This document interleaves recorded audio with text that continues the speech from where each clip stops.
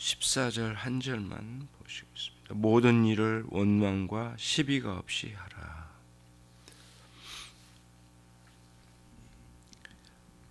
이 말씀은 이제 앞에 12절과 13절의 말씀에서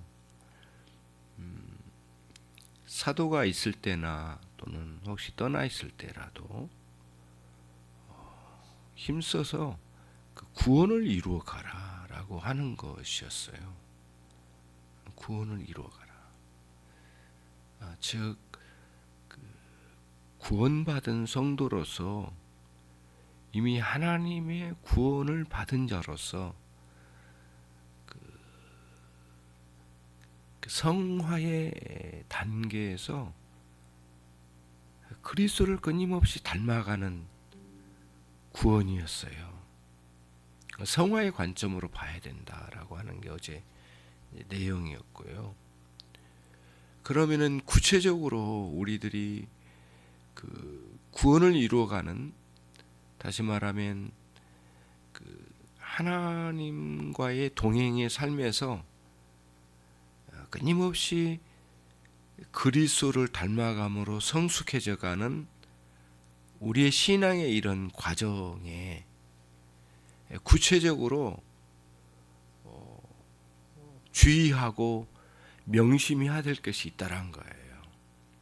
그것은 뭐냐면 오늘 말씀에 원망과 시비가 없이 하라. 여기서는 모든 일이라고 했는데 그 모든 일은 구원을 이루어가라고 하는 그 구원에 관련된 내용이에요. 원망과 시비가 없이 하라. 그 원망이라고 하는 것은 아무래도 민수기에 등장하는 광야의 백성들을 염두에 두었을 것이에요. 분명히. 그러면은 이 원망은 어디서 나올까? 이 원망은 무엇보다도 그 하나님을 향한 사랑 없음에서 나옵니다. 이게 하나의 중요한 논리예요. 하나님을 향한 사랑이 없을 때, 그때 찾아오는 건 뭐냐면은 하나님께서 우리를 사랑하시는가에 대한 의심이에요. 하나님을 향하여 집중하지 못하고 이 세상의 분주함과 이 세상에 내가 좋아하고 내 정욕에 따라서 좋은 것에 마음을 빼앗긴, 내 정욕이 좋아했던 것에 마음을 빼앗기면 분명히 그는 세상을 사랑하고 있는 중인데 하나님을 향한 사랑이 식어진 상태죠.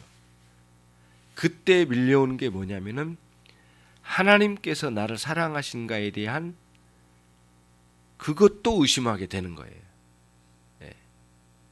자신이 하나님을 향한 사랑이 식어질 때 오는 현상은 하나님께서 나를 정말 사랑하시고 계실까라고 하는 거죠. 그러면서 어떤 상황이 오게 되면 하나님 정말 나를 사랑하실까? 나는 왜 이럴까? 이런 상황을 두고 하나님 나를 생각하실까? 이런 생각들이 막 밀려오는 거죠.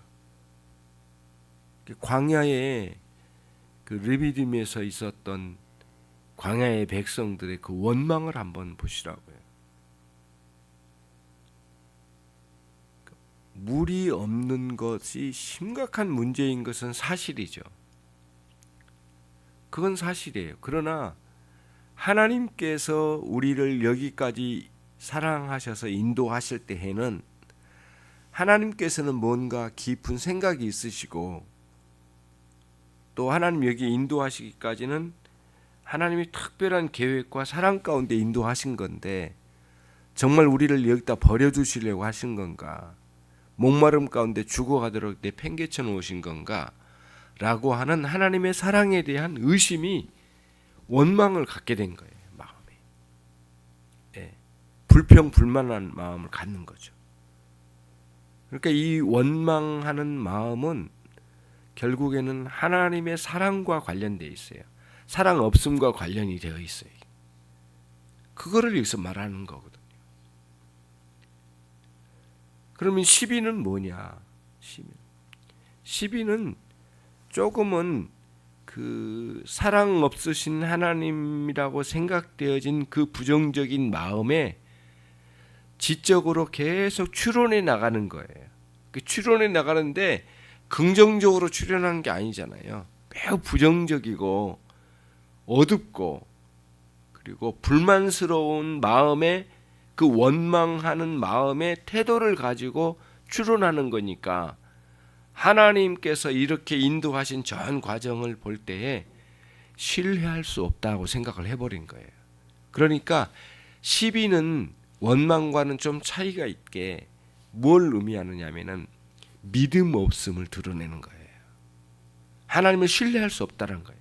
이렇게 인도해 오신 거에 대해서 추론해 볼 때 하나님의 행하셔서 이렇게 해오신 거에 대해서 그 계획을 펼쳐가신 거에 대해서 신뢰를 못하겠다라고 하는 거예요.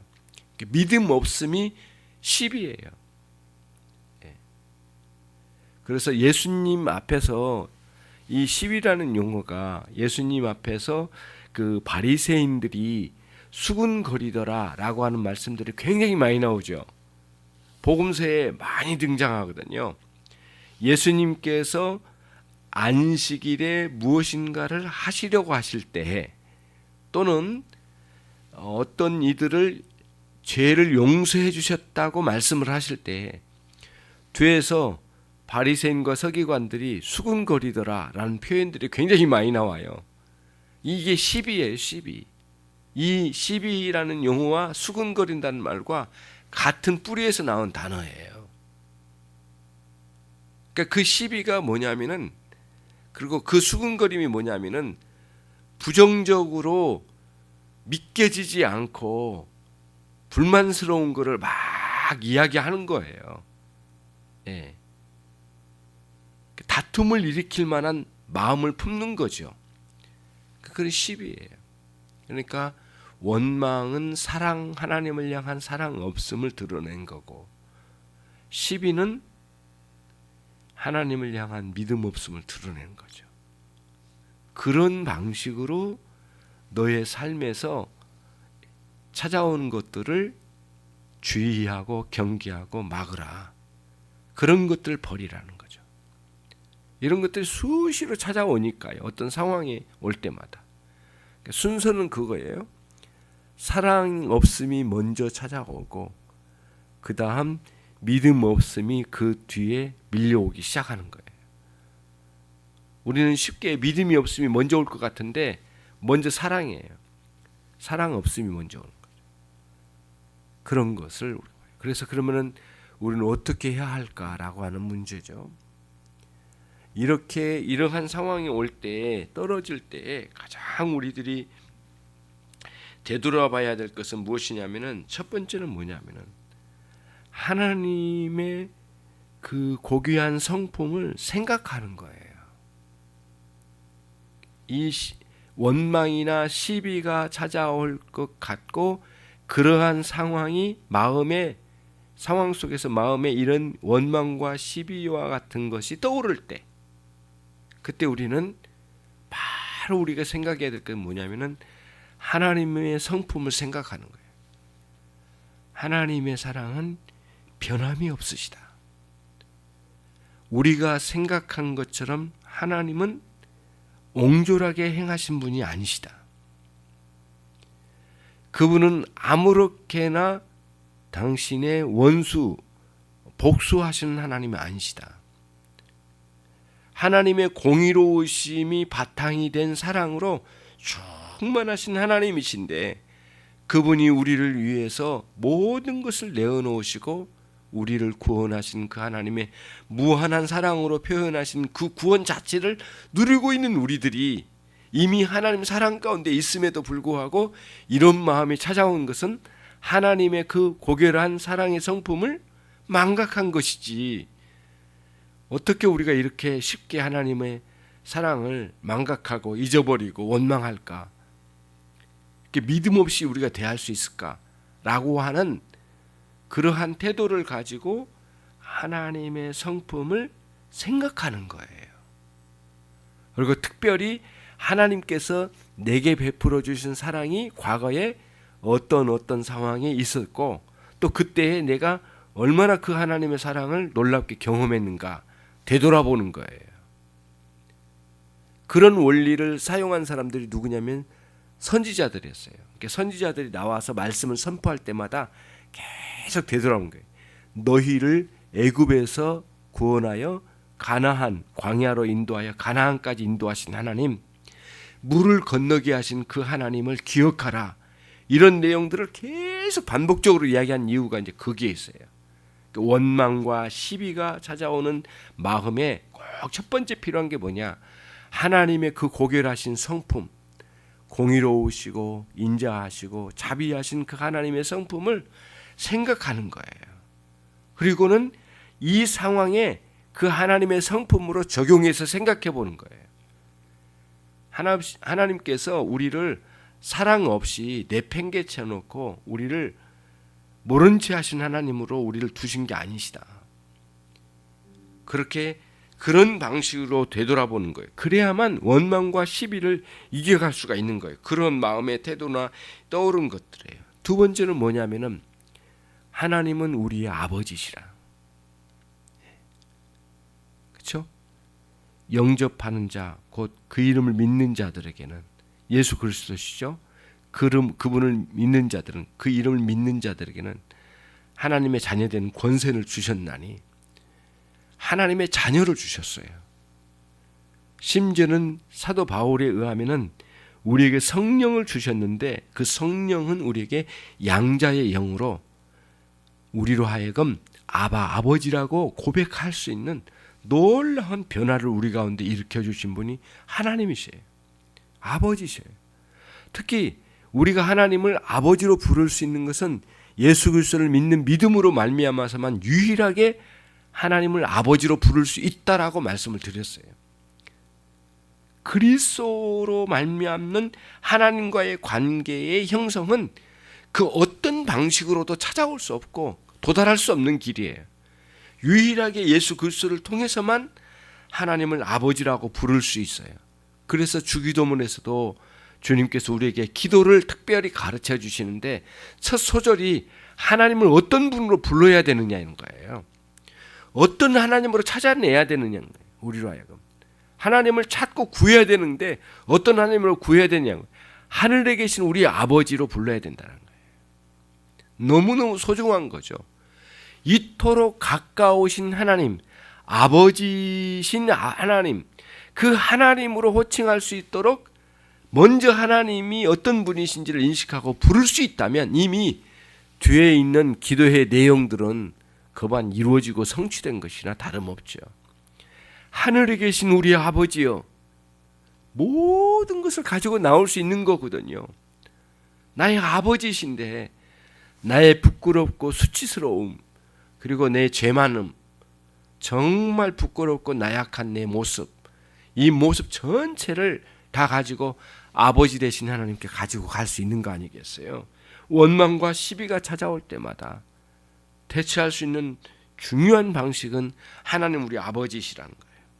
그리고 세 번째는 뭐냐면은 세 번째는 두 가지를 묶어서 생각이 말씀드리는 뭐냐면 하나님의 생각, 하나님의 정신, 하나님의 계획은 우리가 생각하는 것보다 매우 뛰어나고 영광스럽고 비밀스럽고 정말 놀랍고 신비한 방식으로 이루어져 있다. 그러니까 뭐냐면 우리의 생각으로는 도달할 수 없는 높은 차원의 아주 비밀한 차원에서 하나님의 정신과 계획과 생각이 있으시다. 이런 생각을 가져야 되는 거죠. 사실이 그러니까요. 그러니까 우리가 세상의 사랑에 빠지거나 뭔가에 현혹되어 버리면 하나님을 추구하지 않는 가운데 살아가면 단 하루라도 살아가면 원망과 시비가 급속도로 우리에게 찾아오는 거거든요. 그때 이것을 물리치는 중요한 요소 세 번째는 하나님의 계획과 생각과 정신이 우리가 가지고 있는 생각과 정신과는 상상할 수 없을 정도로 높은 차원에서 하나님 계획하시고 이끌어 가신다. 그거를 우리가 염두에 두는 거예요. 그러면서 동시에 하나님의 주권적인 역사하심, 하나님 주권을 인정하는 거예요. 하나님께서 이렇게 인도하심을 나는 받아들여야 되겠다. 그리고 감사히 받아들이자. 물론 지금은 비가 오는 날이고 축축하고 햇볕이 안 나는 이 날이지만은, 이 흐린 날이지만은 언젠가는 구름이 걷히고 비도 그치고 구름이 그쳐가고 맑은 태양이 내리쬐는 그 맑은 날, 햇살이 쏟아지는 그런 날이 올 것이라고 하는 분명한 인식을 가지고 하나님께서 지금 인도하신 것은 뭔가 나를 되돌아보게 하시고 나를 훈련하시고 그리고 나를 이끌어 가시는 과정이다라고 하는 것을 인식하는 거예요. 그거를 감사히 받아들인 거예요. 하나님의 주권적인 역사하심에 대한 인정, 받아들임, 그리고 거기에 대한 순종, 굴복, 그렇죠? 그러면서 하나님께서 뭔가 올바르게 이루어질까를 확신을 가지고 따라가는 거예요. 그래야 원망과 시비를 제거해 나갈 수가 있는 거거든요. 아무리 대단한 사람도 원망과 시비가 없는 사람은 없거든요. 이런 식으로 우리에게 찾아오는 거예요. 사랑이 식어버리고 믿음이 약화되면서 하나님의 행하심에 대해서 회의감을 느끼는 이런 상황으로 떨어지기 쉬운 게 매 순간 우리에게 찾아오는 거거든요. 그래서 너희 구원을 이루라라고 하는 말씀 뒤에 특히 하나님이 너희들에게 하나님의 기뻐하신 뜻을 심어 놓으시고 그 심어 놓으신 것을 계획에 따라 실행해 나가실 때 가다 보면은 넘어질 장소도 굉장히 많고 위험한 요소도 많을 텐데 그 길을 가면서 우리가 구원을 성취해 나가고 이뤄나가고 행동으로 순종해 나가고 행함으로 이뤄나갈 것이 참 많은데 그런 과정에 어려움이 한두 가지겠냐고요. 그 어려움이 올 때마다 시비와 원망과 시비로 계속 대처한다면 이룰 게 뭐가 있겠느냐고요. 그런 과정에서 오히려 하나님의 놀라운 사랑을 성품을 생각하고 그렇죠? 그리고 오늘 말씀드린 것처럼 하나님께서 계획하신 일이 무엇인지에 대해서 더 깊이 알아가면서 하나님은 나의 아버지시라는 것 그리고 하나님이 주권적으로 역사하심에 대해서 받아들이고 인정하며 따라가는 그런 정신과 태도를 갖는 것이 이 구원을 성취해 나가는 과정에 매우 중요한 요소, 성화의 과정에 아주 매일매일 적용해야 할 중요한 말씀이 아닐 수 없습니다. 오늘 말씀 모든 일을 원망과 시비가 없이 하라 라고 하는 말씀에 마음을 쏟아 부어서 하루하루를 살아가는 귀하고 복된 날이 되기를 바랍니다. 주님 감사합니다. 주께서 오늘 또 귀한 말씀으로 우리에게 조언해 주시고 권면해 주시고 이끌어 주심을 감사드립니다. 오늘 또 하나님 주님을 향한 사랑이 식어지는 어리석은 삶을 살지 않도록 자신을 돌아보게 하시고 주님의 사랑에 깊이 매료되는 이 한날이 되게 해 주시옵소서. 복되게 이끌어 주실 줄로 믿습니다. 흩어져 있는 모든 종들을 새롭게 하시고 오늘 또 병중에 있는 영혼들을 위로해 주시고 치유해 주시는 놀라운 역사가 있는 이 하루가 되게 해 주시옵소서. 하나님 감사합니다. 예수 그리스도의 이름으로 기도 올려옵나이다.